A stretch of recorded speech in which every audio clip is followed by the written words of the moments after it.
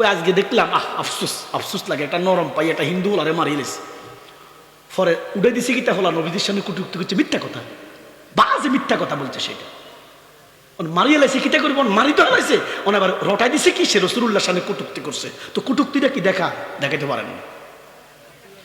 আল্লাহর দোহাই লাগে, নিজের হাতে আইন তুলি নিয়েন না। আমাদের রাষ্ট্র আছে না নাই?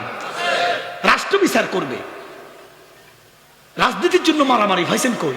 এই যে আজকে যে ছেলেটাকে জানাজা দিছে, কি হাদি, ওসমান হাদি, কুটির কাছে লোক হইছে, সুবহানাল্লাহ কইতেন না। এই যে একটা রাজনীতিক একটা দ্বন্দ্ব থাকতে পারে, কিন্তু রাজনীতিক কারণে আপনি মানুষকে মারবেন, এটা তো ইসলাম বরদাস্ত করে না। কি কথা কন না বাবা? মতাদর্শ থাকতেই পারে, সবাই আওয়ামী লীগ করতো না, সবাই বিএনপি করতো না, সবাই জামাত করতো না, থাকতে পারে। বাবা মনে কষ্ট নিয়েন না, শোনেন, 17 বছর আওয়ামী লীগ শাসন করছে, খারাপ করছে ভালো করছে দেশের মানুষ জানে। খারাপ মনে করছেন, দৌড়াই দিচ্ছেন।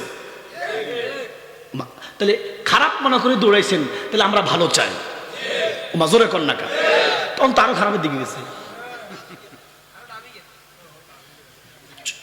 শোনো কথা শোনো, অর্থাৎ আমরা কোনোদিনও রাজনীতির জন্য কাউকে মারবেন না।